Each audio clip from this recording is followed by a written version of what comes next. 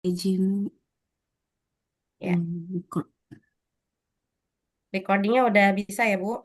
Nah, Coba untuk tampilkan PPT-nya, Bu.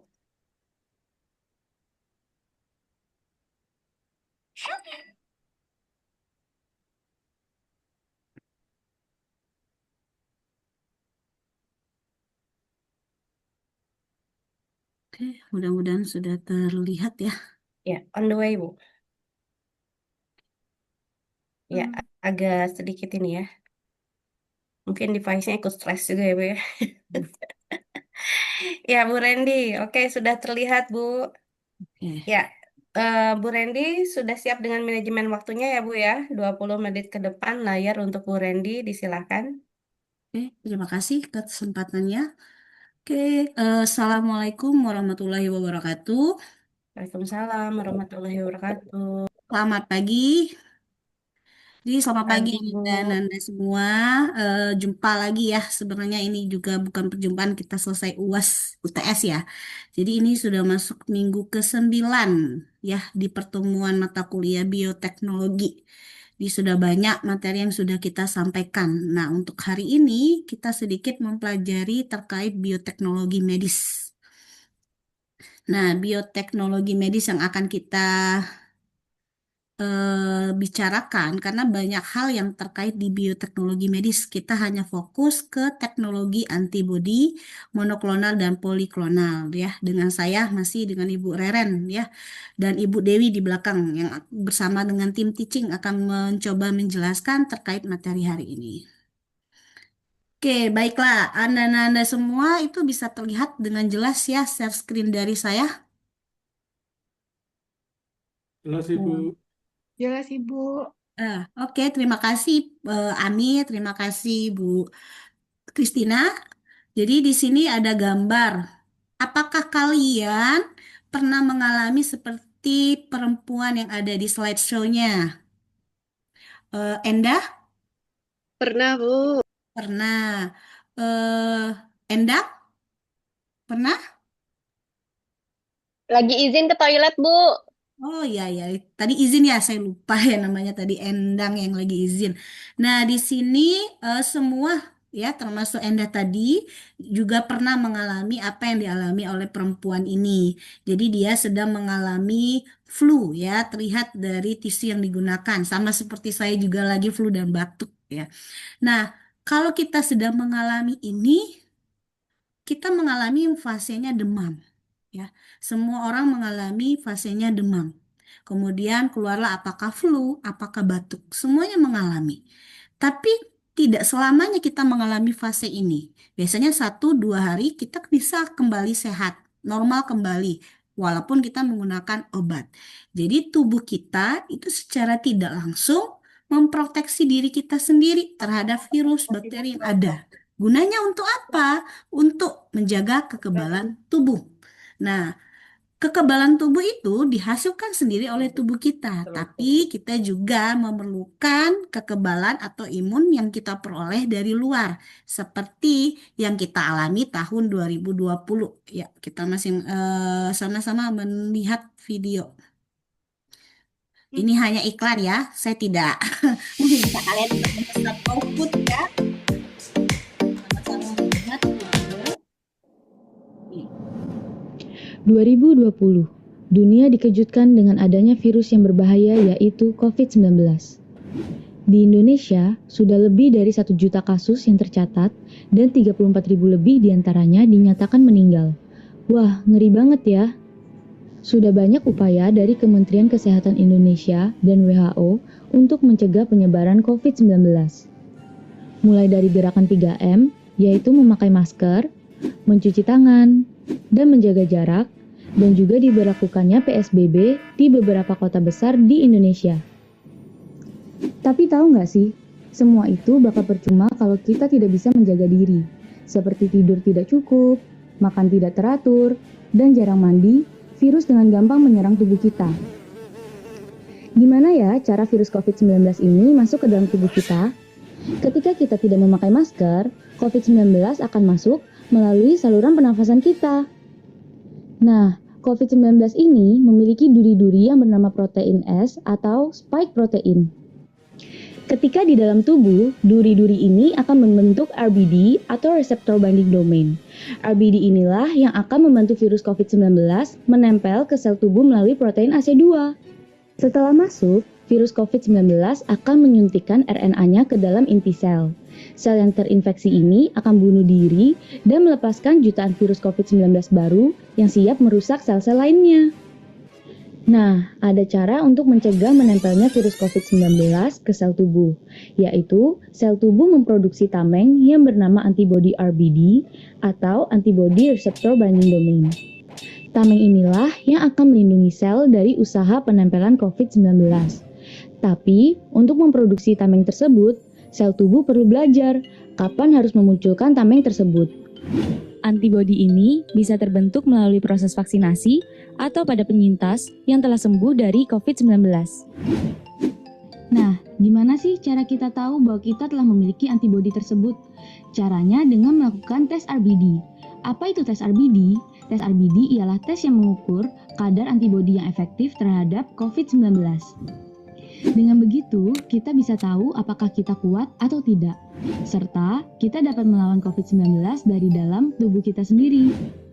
Akhirnya, kita bisa menghentikan penyebaran COVID-19 mulai dari lingkungan kita, satu Indonesia, dan ke seluruh dunia. Kita dapat terbebas dan virus COVID-19 bisa terkalahkan.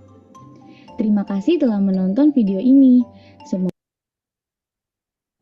video edukasi Oke, tuh videonya coba saya minta bantuan ya dari teman kita, Ibu Riblita.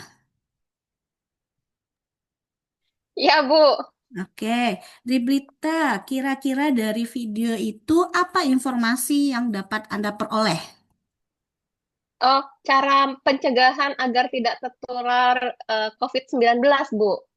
Oke, cara pencegahan. Terima kasih ya, Riblita. Ya, Selanjutnya kita minta bantuan teman kita, Yanli. Ada? Yanti Hmm. juga izin, Bu, ke toilet. Oh, ke toilet. Kita minta bantuan teman kita, Ibu Pak Amir ya. Ya, Bu. Nah, apa informasi yang dapat Amir temui dari video yang Ibu tayangkan tadi? Tadi cara penularan ya, penularan bagaimana virus COVID itu bisa menginfeksi tubuh kita. Oke, terima kasih kepada Amir, kepada Riblita. Jadi, benar apa yang disampaikan rekan-rekan kalian terkait apa itu penularan COVID ya. Jadi, memang COVID itu menyerang tubuh, tapi ada tameng kok yang melindungi kita. Itu namanya adalah antibodi. Antibody. Nah, hari ini kita akan membahas itu tentang antibodi. Maka tujuan pembelajaran hari ini kalian akan tahu tentang struktur dan fungsi antibodi, kalian akan tahu tentang prinsip pembuatan antibodi, kemudian kalian juga bisa membedakan karakteristik dari kedua antibodi. Ternyata antibodi itu ada yang mono, ada yang poli. Nah, itulah tujuan pembelajaran yang akan saya sampaikan dan yang akan kalian peroleh hari ini. Nah, sebelumnya kalian akan mengikuti pretest ya. Ini linknya, saya kasih waktu 1-2 menit dari sekarang. Oke, siap, sudah masuk? Oke, terima kasih. Nanti data pretestnya akan saya coba tayangkan di akhir pertemuan ya untuk melihat apakah ada peningkatan atau tidak terhadap pretest yang kita lakukan. Oke, kita masuk ke materi. Jadi di awal tadi saya sudah menyampaikan ya terkait tubuh kita itu mampu melawan semua virus dan bakteri karena ada tameng berupa antibodi. Nah, antibodi itu merupakan salah satu bentuk bioteknologi yang modern yang memanfaatkan agen hayati. Agen hayati di sini adalah agen hidup ya.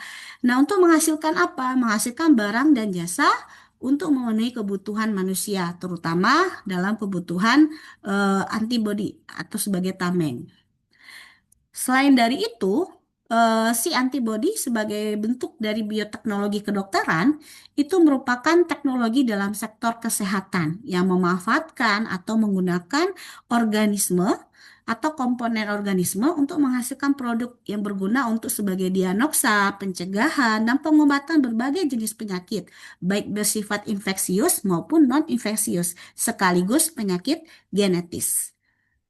Nah, sesuai dengan pemahaman di awal, antibodi. Jadi antibodi itu adalah penerapan bioteknologi dalam medis kesehatan. Contohnya antibodi monoklonal, interferon, pembuatan vaksin, terapi gen, dan pembuatan antibiotik. Jadi walaupun kita di bidang pendidikan biologi ya, tapi kita juga wajib tahu istilah-istilah yang digunakan dalam bioteknologi kedokteran, misalnya vaksin, antibodi. Jadi kita harus menyampaikan kepada siswa kita bahwa pentingnya antibodi, pentingnya vaksin, dan pentingnya imunisasi. Jadi di dalam tubuh, antibodi atau imunoglobulin itu dihasilkan oleh sel beta, yang fungsinya itu untuk mengenali dan menetralkan antigen. Ya, jadi sangat penting antibodi. Kenapa? Karena dia bisa mengenali apa itu virus, apa itu bakteri, apa itu toksin. Jadi di dalam tubuh kita itu mengenali ketika kita kena virus flu, maka di tubuh kita itu akan terbentuk antibodi flu.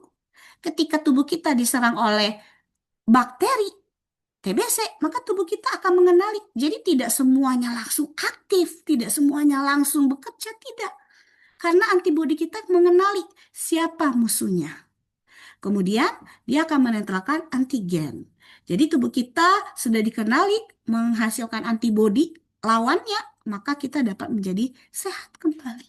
Nah, seperti itulah fungsi si antibodi. Di dalam tubuh kita, antibodi itu ada 5 jenis. Ada imunoglobulin G, A, M, E, dan D. Nah, fungsi utama setiap imunoglobulin itu berbeda. Seperti imunoglobulin atau antibodi G. Jumlahnya atau imunitas ketahanannya jangka panjang. Kenapa? Karena melintasi plasenta. Dalam artian si imunoglobulin G ini kapan terbentuknya? Sejak kita masih di dalam kandungan. Imunoglobulin A berperan dalam pertahanan mukosa. Mukosa berarti berkaitan dengan cairan, berarti ada air liur, air mata. Ada imunoglobulin N, respon imun pertama. Jadi yang memberikan mengenali respon imun pertama adalah imunoglobulin N.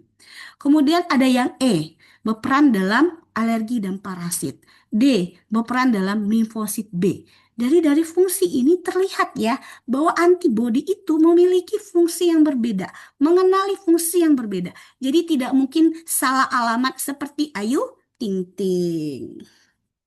Nah, antibodi si monoklonal. Mono itu berarti satu ya. Jadi arti kata mono itu selalu berarti satu. Jadi antibodi si monoklonal, antibodi ini dapat dihasilkan dalam skala besar itu melalui in vitro. Jadi seperti menghasilkan di luar tubuh. Nah, ini peranan si tenaga-tenaga ahli ya, tenaga-tenaga ahli kedokteran dan sebagainya, dia menghasilkan si antibodi monoklonal dengan teknik hibridoma. Teknik hibridoma ini terkenal atau fusi sel. Nah, fusi sel hibridoma ini terkenal ketika proses apa? Penanganan penyakit kanker. Nah, jadi teknik hibridoma itu ada 3 tahapan. Yang pertama imunisasi, fusi, yang kedua adalah cloning. Nah, antibodi si monoklonal diterapkan untuk merawat kanker ya. Jadi salah satu teknik perawatan kanker itu adalah antibodi monoklonal dengan teknik hibridoma atau fusi sel. Belum ada obat seperti kapsul, tablet yang bisa menyembuhkan seperti kita sakit malaria, sakit DBD itu belum ada. Jadi kanker itu ditangani dengan teknik hibridoma. Nah, ini adalah gambar bagaimana produksi antibodi monoklonal. Biasa, sebelum ke manusia pasti melibatkan tadi hayat hidup. Nah, di sini dia menggunakan hewan, biasanya tikus ya, ratus-ratus, bukan tikus got, bukan tikus rumah juga. Jadi memang sudah digunakan untuk di bidang kesehatan, udah jelas asal-usulnya. Nah, hewan tikus ini diimunisasi, disuntikan antigen. Kemudian sel limpah di dalam sel tikus itu akan menghasilkan antibodi. Nah, antibodi itu diambil, dilebur dengan sel apa? Dengan sel mioma. Nah, sel mieloma dengan sel limfa dari si tikus itu akan mengalami fusi sel atau hibridoma. Sehingga dia menghasilkan antibodi yang spesifik. Antibodi yang spesifik ini hibridoma atau sel hibridoma, sel mielomanya itu dikloning. Dikloning diperbanyak untuk menghasilkan antibodi murni. Nah, inilah. Jadi prosesnya sangat cepat karena kita mempunyai bank data istilahnya, bank data antibodi spesifik. Nah, seperti itu. Selain dari itu ada mono, ada temannya si poli. Poli itu berarti banyak. Ya, jadi prinsip antibodi poli itu dihasilkan oleh berbagai klon yang mengenali epitrop terhadap berbagai satu antigen. Sehingga campuran antibodi itu sangat beragam, memberikan respon imun kuat dan kompleks. Kemudian metode produksi antibodi poli itu dengan sama ya, dengan menyuntikkan antigen hewan berupa kelinci atau kambing. Hewan tersebut akan membentuk antibodi, kemudian dikumpulkan dalam bentuk serum darah, lalu serumnya akan dimurnikan untuk menghasilkan antibodi poliklonal. Jadi antibodi poliklonal itu di dalam serum darahnya itu banyak mengandung antibodi atau imunoglobulin. Nah, seperti itu.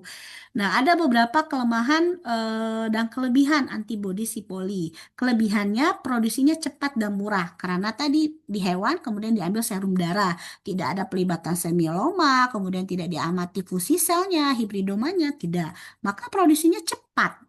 Yang kedua, mengenali banyak epitrop. Kenapa? Karena mengandung poliimunoglobulin. Kemudian responnya kuat terhadap antigen. Kelemahannya apa? Tidak spesifik ya, karena dia campuran antibodi. Yang kedua, tidak cocok untuk terapi presisi. Nah, seperti itu materinya. Jadi ada beda si mono dan ada beda si poli.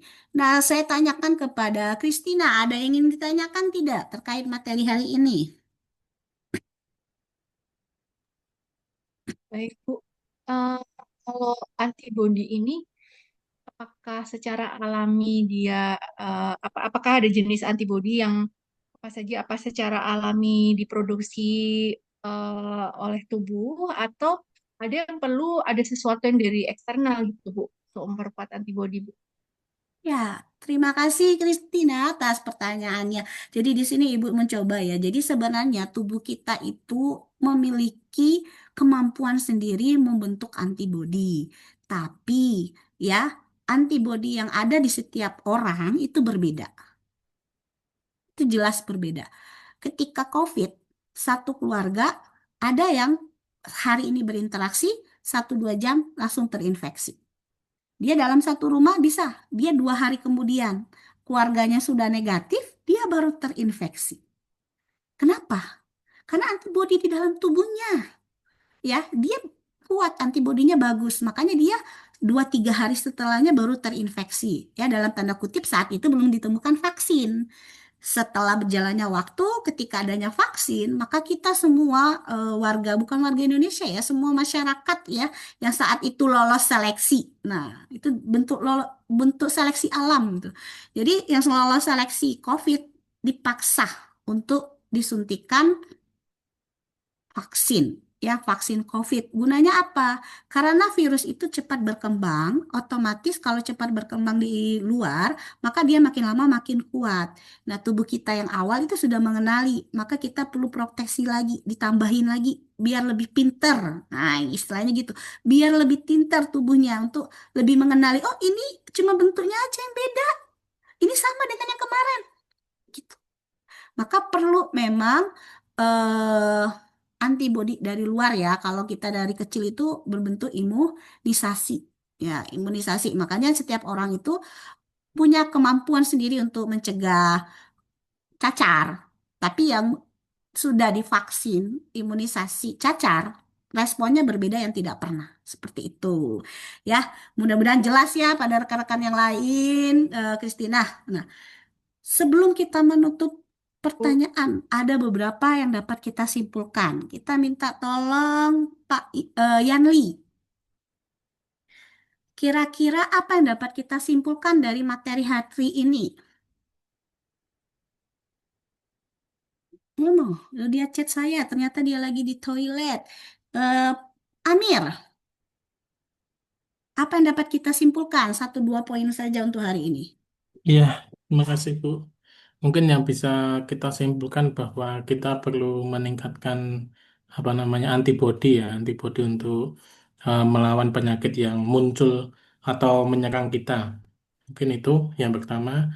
Terus yang kedua tentunya dengan mungkin tadi ada penambahan dari vaksin ataupun yang lain, kita lebih aware terhadap apa namanya apa pengobatan ya dari vaksin supaya memperkuat antibodi yang ada di dalam tubuh kita. Karena kemarin pas COVID-19 ada yang apa, ada yang isu tentang vaksin itu ada yang miring lah. Nah, dengan mengetahui materi dari Ibu ini, saya akan mungkin dari pribadi saya lebih aware, sadar terhadap pentingnya vaksin untuk mempertebal antibodi. Terima Itu dari kasih, saya. Amir. Ya, salah satunya kesimpulan yang dapat kita simpulkan bahwa antibodi itu sudah ada di tubuh manusia, tapi antibodi berperan sebagai tameng yang perlu, ya namanya tameng ya, barisan brigada. Kalau seperti demo kemarin, ditambahin kan jumlah jumlah polisi pengaman. Kenapa? Karena disesuaikan dengan pendemo. Sama dengan ini. Antibodi itu tameng, maka perlu ditambahkan berlapis-lapis supaya perannya menjadi positif. Oke, terima kasih Amer. Jadi kesimpulannya yang pertama adalah antibodi itu adalah kunci pertahanan imun dan dasar inovasi dalam bioteknologi medis. Kemudian antibodi ada monoklonal dan poliklonal yang berperan sebagai tameng dalam tubuh kita. Kemudian teknologi antibodi menjadi tulang punggung imunoterapi modern. Nah, demikian pertemuan hari ini, tapi sebelumnya kalian diberikan tugas yaitu mencari referensi literatur, artikel, ya pasti ini berkaitan dengan artikel kesehatan ya, artikel kesehatan terkait ya si bioteknologi medis di dalam antibodi atau fusi sel hibridoma tadi. Jadi ada berapa banyak penelitian terkait tentang fusi sel atau hibridoma, satu orang satu artikel, kalian buat dan kalian resum itu kesimpulannya apa. Jadi bagaimana sih teknologi itu digunakan di dalam artikel tersebut. Nah, dikumpulkan 1 minggu dari sekarang, nanti Google Drive pengumpulan akan saya berikan lewat WA Group ya. Yang telat ya pasti tidak diterima kembali ya. Nanti kalau ada apapun bisa diberikan lewat chat grup. Nah, sebelumnya kita akan melakukan post test. Post test, link post test sudah saya berikan di WA grup. Silakan dikerjakan 2-3 menit dari sekarang. Karena kita masih ada waktu 5 menit ya sebelum masuk ke perkuliahan selanjutnya. Iya. Bu, mohon izin bisakah ditampilkan lagi, Bu, untuk barcode-nya tadi? Oh, itu Iya. barcode pretest Ibu Pak. Randy, Untuk yang post mohon test saya dan maaf. grup. Terima kasih. Saya tutup perkuliahan hari ini. Wabillahi taufiq wal hidayah. Wassalamualaikum warahmatullahi wabarakatuh. Waalaikumsalam. Waalaikumsalam warahmatullahi warahmatullahi wabarakatuh. Waalaikumsalam. Kita aplaus untuk Ibu Dr. Randy Zulni Eka Putri. Ya, peserta terakhir kita, manajemen waktu. Kalau dari catatan waktu saya ini lebih 2 menit ya. Tadi sudah disamakan sih waktunya dari mulai pembukaan. Baik, disilakan Pak Wayan. Oke, makasih. Ini satu contoh dari mengawali meminta anak mahasiswa menyimak video itu efektif juga untuk memulai sesuatu materi kalau materinya apalagi benar-benar baru ya. Atau yang belum ada penugasannya untuk dieksplor pada e-learning atau LMS ya. Jadi kalau udah ada bahannya tinggal nguliknya di kelas. Kalau belum bahan videonya ditayangkan, kemudian mereka berproses, tentu mengaktifkan pendengarannya juga untuk menyimak, untuk terlibat dalam berpikir. Kemudian bila perlu suruh dia mencatat hal-hal yang kira-kira penting dari video yang ditayangkan. Kemudian kalau ada hal-hal yang tidak dimengerti, kemudian didiskusikan berikutnya. Memang begitu, Bapak Ibu berproses, mahasiswa dulu berproses, nah, setelah itu baru kita ngasih materinya, ya. Materi itu kalau bisa mereka sendirilah yang kalau pakai pendekatan konstruktivisme, kalau memakai konstruktivisme, mahasiswa itulah yang membangun pengetahuannya sendiri, bukan disuapi oleh mahasiswa. Nah, itu intinya ya. kira udah bagus ini dari Dokter Randy ya. Ibu di kedokteran ya, Bu ya? Pendidikan biologi, Bu Bro. Randy. Oh, di pendidikan biologi. Saya baru tahu. Rupanya bioteknologi itu di biologi juga ya. Ada Iya. juga yang di Ah, kedokteran. Ibu ngajar juga kedokteran nggak? enggak, saya baru pulang sekolah sih, Prof, setelah 4 tahun kabur sejenak. Jadi Oke, ada perubahan kurikulum oke, karena di pantesan saya SMP baru. SMA itu ada Ada metode juga nama, biologi. oke. Ada Dokter Randy juga di program studi S3. Iya, Dokter Randy, Randy cowok, ada dua kalau nama saya Randy. cewek, Randy Prof. cewek, Randy cowok. Baik, terima kasih. Saya kira itu komentar saya. Jadi secara keseluruhan, intinya kenapa disebut pembelajaran? Karena kita perlu mengkondisikan atau menstruktur perkuliahan kita yang membuat mahasiswa itu belajar. Nah, untuk membuat mahasiswa itu belajar, tentu dia harus active learning ya, mereka yang diaktifkan, bukan kita yang aktif sebagai dosen gitu ya. Jadi mereka yang aktif mengeksplorasi materi, melihat apa, mengerjakan tugas dulu di e-learning ya. Kemudian setelah itu baru kita minta dia pertanggungjawabannya apa yang sudah dia kuasai, kemudian apa yang belum. Kita cukup nempelin yang belum-belum saja gitu ya. Jangan semua yang sudah dipelajari oleh mahasiswa dan sudah berubah perilakunya dari tidak tahu menjadi tahu, tidak paham menjadi paham, dari dia tidak bisa menerapkan satu konsep, bisa menerapkan satu konsep. Nah, semua itu tergantung dari sejauh mana dia menguasai dulu. Nah, kalau belum, nah, berarti ada penguasaan yang keliru kah, ada persepsi yang salah kah, atau miskonsepsi kah? Nah, di situ kita masuk. Hmm. Nah, itu biasanya kalau sudah sering ngajar, biasanya kita bisa mengantisipasi kesulitan-kesulitan mahasiswa di mana. Dan hal-hal apa yang perlu kita tekankan ketika kita harus berbicara gitu ya. Itu saya kira secara keseluruhan, buatlah mahasiswa kita itu belajar, bukan apa namanya kita yang menghajar mereka, tapi kita yang membelajarkan mereka dengan berbagai sumber-sumber belajar yang aneka sumber ya. Sumber belajar tuh macam-macam sekarang dari video yang kita terima di WhatsApp tiap hari itu bisa kadang-kadang menginspirasi kita untuk menggunakannya sebagai persepsi dalam perkuliahan kita gitu ya. Kemudian video-video yang terkait dengan perkuliahan itu juga perlu kita kumpulkan. Memang kalau kita bisa buat video dengan merancang videonya sendiri, itu untuk pembelajaran daring itu bagus sekali. Tapi kalau enggak, sekarang banyak yang konten-konten kreator apalagi dari kalangan perguruan tinggi yang sudah membuat video-video animasi, video tentang eh, permasalahan nyata yang ada di masyarakat. Nah, itu bisa menjadi by utilities ya, dengan menggunakan yang sudah ada gitu ya. Tidak harus membuat sendiri videonya. Nah, kalau itu relevan dan dikaitkan, setiap pertemuan ada videonya yang dia harus dengar, yang harus dia cermati, kemudian diminta mendiskusikan. Nah, itu bagian dari proses pembelajaran, memanfaatkan aneka sumber. Termasuk juga kalau memberi petunjuk harus jelas.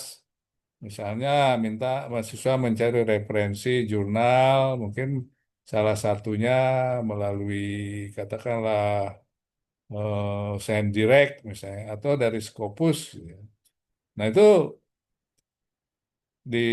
tinggal merujuk ke websitenya gitu ya, sehingga dia nggak coba-coba, padahal sebenarnya dia harus sudah langsung bisa menemukan sumber-sumber referensinya gitu ya.